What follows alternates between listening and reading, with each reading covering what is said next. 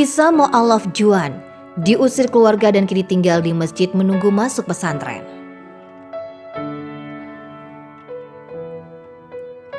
Keputusan Juan Dovandi 19 tahun mengungkapkan keislamannya kepada keluarganya, menyebabkan remaja ini diusir dari rumah. Kini Juan tinggal di Masjid Al-Iman Cipondo, Tangerang, Banten. Kisahnya seperti ini. Dikutip dari republika.co.id, Juan Dovandi merupakan anak pertama dari 2 bersaudara sejak balita. Dia dan adiknya telah ditinggal oleh ibunya yang pergi tanpa kabar. 2 tahun kemudian giliran ayahnya yang pergi meninggalkan dia dan adiknya. Awalnya Juan adiknya hendak dititipkan di panti asuhan, namun ada saudari ayahnya yang tiba dan bersedia merawat keduanya. Karena tante merawatnya seorang non-muslim, sehingga sejak kecil ia diharuskan mengikuti agama tantenya hingga saat ini. Ketika mendaftar ulang saat kelas 4 SD, Juan tidak sengaja melihat kartu keluarga milik keluarganya. Saat itu Juan belum terdaftar di kartu keluarga tantenya.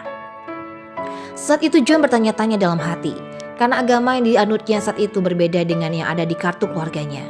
Namun dia tak berpikir panjang, sampai satu ketika hidayah sampai kepadanya.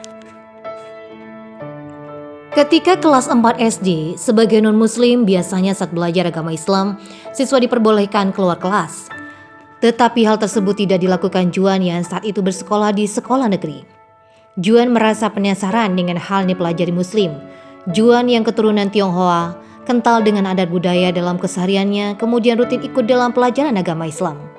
Dia tertarik dengan kisah Nabi Ibrahim tentang pencarian Tuhan, bahwa dalam mencari Tuhan, Ibrahim alaihissalam pernah bertanya tentang patung yang disembah ayah dan masyarakatnya saat itu.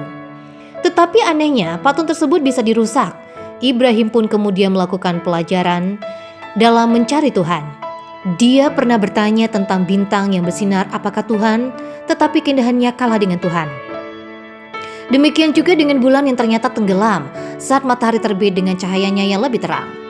Kemudian hingga akhir Ibrahim yakin bahwa Tuhan adalah menciptakan semua hal yang telah dilihatnya. Kisah tersebut terdapat dalam Al-Quran ayat surat Al-An'am ayat 76-79.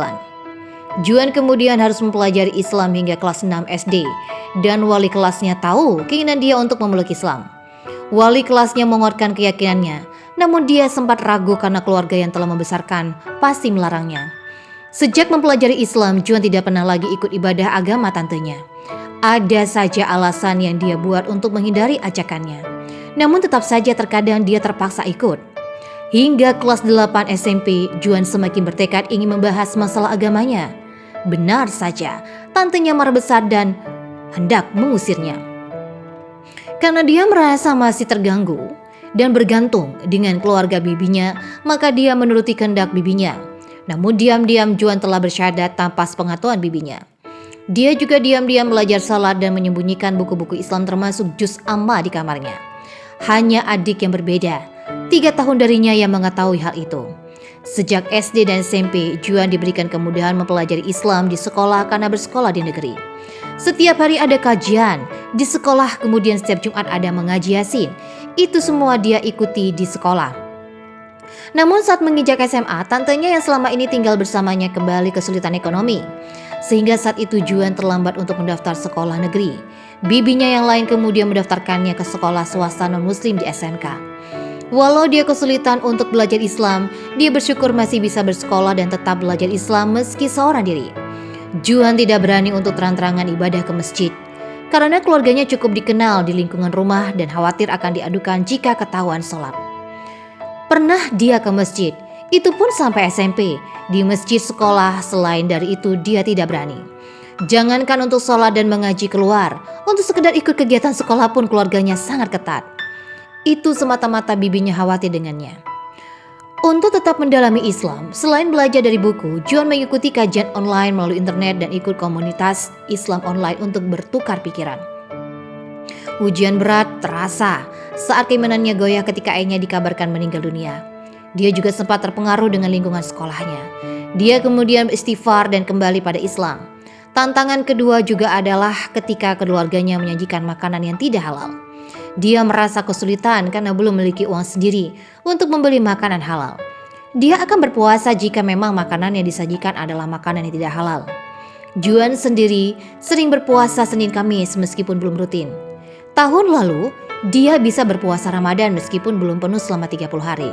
Karena khawatir ketahuan, Juan biasanya tidak sahur. Dan saat berbuka harus lewat dari maghrib karena makan bersama keluarga sekitar pukul 7 malam.